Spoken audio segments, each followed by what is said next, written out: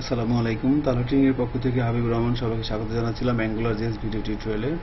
তো লাস্ট টিউটোরিয়ালে আমরা কিভাবে ডাটা আপডেট করতে পারি সেই বিষয়গুলো প্র্যাকটিস করেছিলাম। সো একটা জিনিস খেয়াল করেন, এই কোডিং সিরিজে আমরা বা এই কোডিং পর্বগুলোর মধ্যে আমরা যে কাজগুলো করতেছিলাম সেটা হচ্ছে কিভাবে আমরা পেজ রিফ্রেশ ছাড়াই ডাটাগুলো সেভ করতে পারি। খেয়াল করেন, এখানে আমরা কোনো একটা পার্টিকুলার স্টুডেন্টের তিনটি ইনফরমেশন, যে লাইক তার নেম, ইমেল অ্যাড্রেস এবং ফোন নাম্বার। আমি যদি নতুন একজন স্টুডেন্টের ইনফরমেশন নেই, আমি সাপোজ বললাম যে শামসুল ইসলাম, যদি বলি shamsul@yahoo.com এবং ফোন নাম্বারটা বলা হচ্ছে যে লাইক ধরেন 01715121314। এবার যদি আমি সেভ বলি, বলা হচ্ছে সাকসেস, এবং আমরা এখানে দেখতে পাচ্ছি শামসুল ইসলামটা চলে আসছে নতুন করে। এবার কোনো কারণে আমরা যদি তার ইনফরমেশনগুলো প্রবলেম হয়, আমরা ডাটাটা চাইলে এডিট করতে পারি। এবং যদি এখানে একটা জিনিস খেয়াল করার, আমরা যদি ডেটাবেস সার্ভারে যাই, localhost/pcmadmin, আমি যদি ডেটাবেস সার্ভারে যাই, এখান থেকে অ্যাঙ্গুলার জেএস কোডের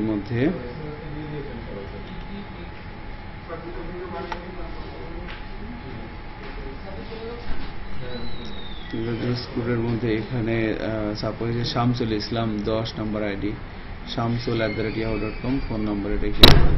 সো আমি সাপোজ এখান থেকে যদি তার এডিট করে অ্যাকচুয়ালি তার এখানে ইয়াহু হবে না, হবে হচ্ছে gmail.com।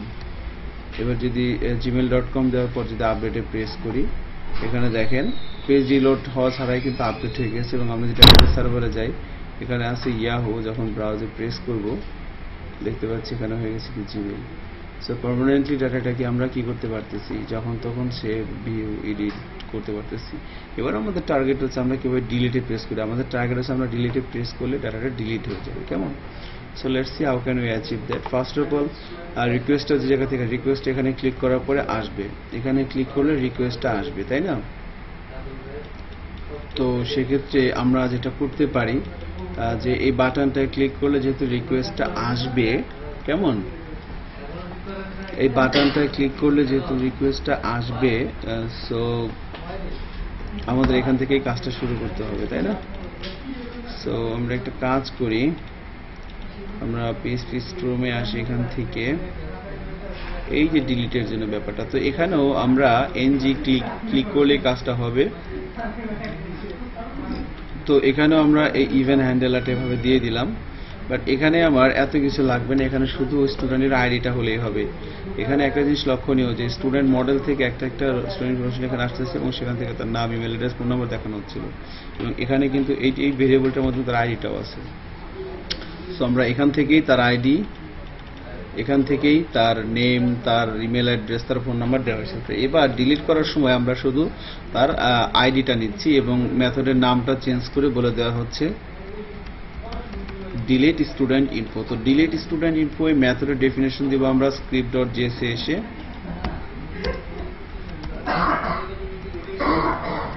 ডিলিট স্টুডেন্ট ইনফো, এখানে এসে আমরা একটা ফাংশন লিখে দিচ্ছি এভাবে, এবং এখানে আসবে হচ্ছে আমাদের আইডিটা আমরা নিয়ে আসলাম। ওকে, এবার একটা জিনিস খেয়াল করি, আমরা যদি এখানে এটা টাচ করে দিই,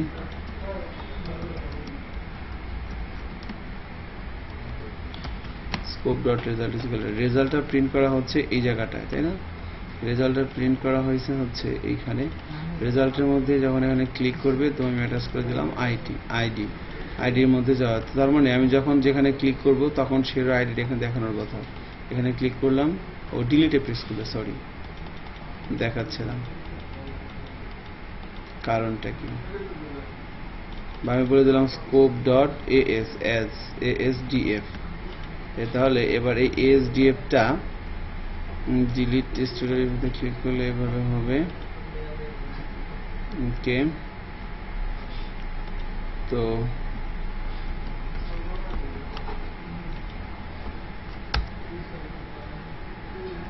রিলোড দেওয়া হয়েছিল, এই চলে আসছে আইডি, তখন মেবি রিলোড দেওয়া হয়েছিল না।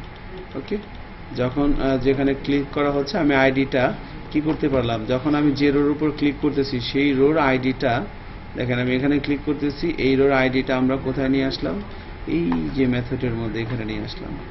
ওকে, তো বেসিক্যালি এখানে নিয়ে এসে আমরা অন্য কাজ করব, আর এখানে আমাদের রেজাল্টই থাকবে।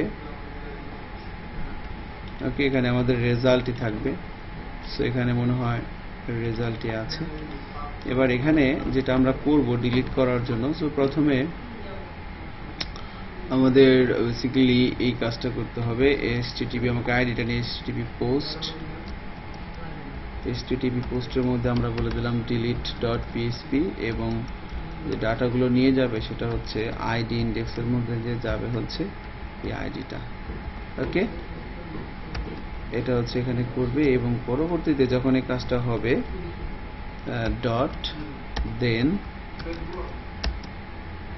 তখন যে কাজটা সে করবে তখন সে একটা ফাংশন এক্সিকিউট করবে এবং রেসপন্স যাবে এবং অ্যালার্ট করবে রেসপন্স থেকে ডাটাটাকে। ওকে, and that's all. তাহলে এবার delete.php যাব এবং সেখানে আইডিটাকে সে পাবে। সো delete.php নামে একটা ফাইল তৈরি করতে হবে আমাদেরকে। আমরা এখান থেকে একটা php ফাইল তৈরি করে নিচ্ছি delete.php। ওকে,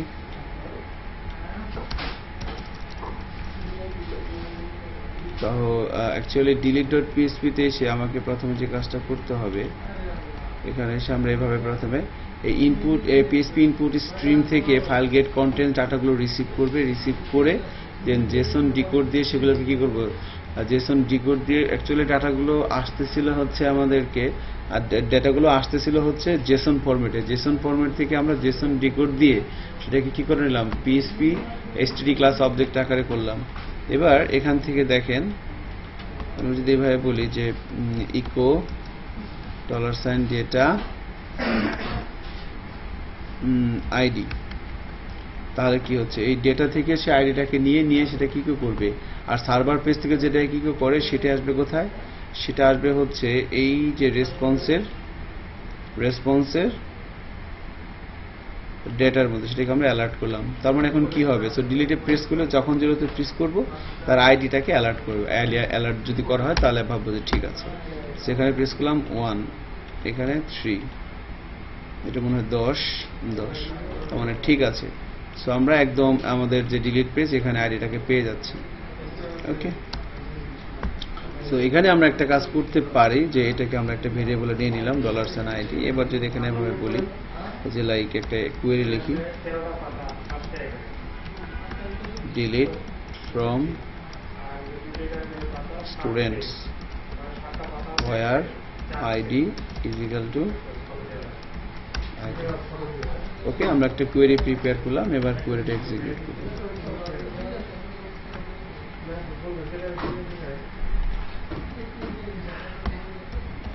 MySQL i_query এর মধ্যে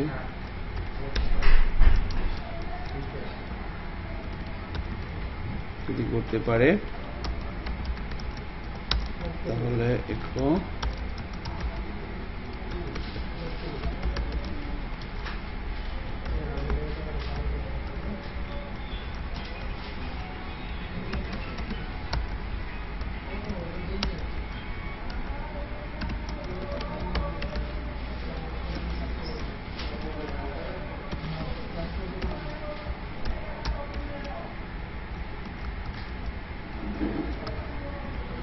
ডেটা ডিলিট সাকসেসফুলি। এবার যদি খেয়াল করেন, যদি এখানে প্রেস করি, আমরা শামসুল ইসলামকে ডিলিট করতে চাচ্ছি sir. Parse error, syntax unexpected, এটা ওকে। এখানে একটা ভুল হয়েছে, এখানে একটা সেমিকলন দেওয়া হয়নি। ওকে, এবার যদি আমরা ব্রাউজারে যাই, রিলোড দেই, ডিলিটে প্রেস করি, শামসুল ইসলাম বলছে ডাটা ডিলিটেড সাকসেসফুলি, ওকেতে প্রেস করলাম, শামসুল ইসলাম এখনো আছে দেখা যাচ্ছে, শামসুল ইসলাম এখনো আছে। অ্যাকচুয়ালি পেজটা রিলোড দিয়ে দেখি, এখানে রিলোড দেওয়ার পরে কিন্তু পাওয়া যাচ্ছে না, অর্থাৎ ডিলিট করার পরে এই যে ডিলিট করা হচ্ছে, ডিলিট করার পরে কি হবে, ডিলিট করার পরে আমরা যেটা করব সেটা হচ্ছে ডাটা তুলে আনার জন্য এই যে এটা ডাটা তুলে আনার জন্য আমাদের যে মেথডটা ছিল গেট অল স্টুডেন্ট ইনফো, মেথডটাকে আমি আবার এখান থেকে কল করে দিলাম স্কোপ। তাহলে নতুন করে সে আবার কি করবে, এই মেথডটা কল হলে সে নতুন করে আবার ডাটাগুলোকে তুলে এনে আবার পরবর্তীতে কাজ করবে আর কি। সো এবার খেয়াল করেন, এখন যদি আমরা সাপোজ রহমত আলীকে ডিলিট করতে চাই, এখন কিন্তু রহমত আলী এখানে দেখা যাচ্ছে মৌসুমীর নিচে, দেখতে পাচ্ছি রহমত আলী নেই। আবার মৌসুমীকে ডিলিট করতে যাচ্ছি, মৌসুমী কিন্তু নেই।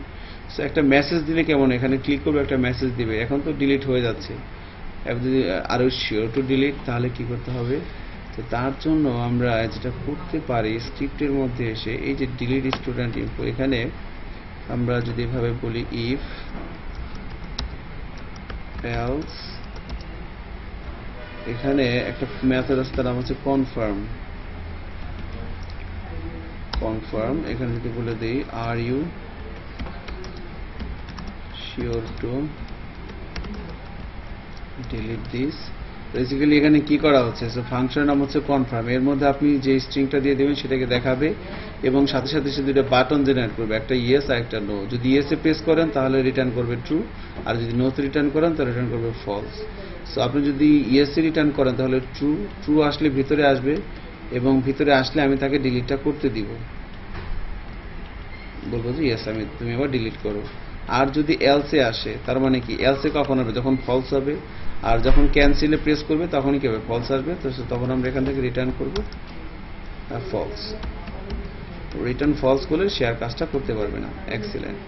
এখন খেয়াল করেন, আমরা যদি ব্রাউজারে যাই, রিলোড দেই, আমি যখন ডিলিটে প্রেস করতে, সাপোজ এই ফারজানা হক কে ডিলিটে প্রেস করা হচ্ছে, আর শিওর টু ডিলিট দিস, এই মেসেজটা অ্যাকচুয়ালি পপ আপ করে দেখাচ্ছে এখানে। এবার দুইটা বাটন বলছিলাম, একটা ওকে একটা ক্যান্সেল। সো আমি যদি ক্যান্সেলে প্রেস করি তাহলে কি হবে, ক্যান্সেলে যদি প্রেস করি তাহলে এই ফাংশনটা রিটার্ন করবে ফলস। আর ইফ ফলস মানে কোথায় যাবে, এখানে ঢুকবে না এলসে, হ্যাঁ এলসে আসবে, এখানে রিটার্ন করবে ফলস। সো ডাটা ডিলিট হবে না, খেয়াল করে ক্যান্সেল দিচ্ছি, ডিলিট হচ্ছে না। আবার আমি ডিলিট দেওয়ার পর ওকেতে দিই তাহলে কি হবে, ওকেতে দিলে এই কনফার্ম ফাংশন রিটার্ন করবে ট্রু। ইফ ট্রু মানে কি, ভিতরে ঢুকবে, কাজটা করবে এবং রেসপন্স দেখাবে ডিলিট সাকসেসফুলি। ওকে দিচ্ছি, দেখেন ডিলিট সাকসেসফুলি এবং ফারজান হক নেই। ঠিক আছে। সো আলহামদুলিল্লাহ আমরা যে কাজটা করতে পারলাম লাস্ট কয়েকটি টিউটোরিয়ালের মাধ্যমে, সেটা হচ্ছে যে আমরা কোনো পেজে রিফ্রেশ ছাড়াই আমরা কিছু ডাটা, যে লাইক মুনমুন আহমেদ munmun@gmail.com 1 2 3 4 5 6 7 8 9। তো আমরা অ্যাকচুয়ালি 1 2 3 বা 1 1 1 1 1 সেভ দিলাম। আমরা দেখতে পাচ্ছি মুনমুন আহমেদ ডাটাটা চলে আসছে পেজ রিফ্রেশ হওয়া ছাড়াই। এবার আমরা সাপোজ তার ইয়াটা এডিট করে দিব 01715151515। এবার যদি আপডেট দেই, আপডেট হয়ে যাচ্ছে। আমি আবার যদি ডিলিট করে যান, এখানে অ্যাকচুয়ালি হবে ইয়াহু। এবার যদি আপডেট দিই, ইয়াহু হয়ে যাচ্ছে। এবার যদি ডিলিটে প্রেস করি, মুনমুন আবার ডিলিটও হয়ে যাচ্ছে। সো কমপ্লিট একটা সার্কেল আমরা কমপ্লিট করতে পারলাম উইদাউট পেজ রিলোড ছাড়া, সিঙ্গেল একটা পেজের মাধ্যমে।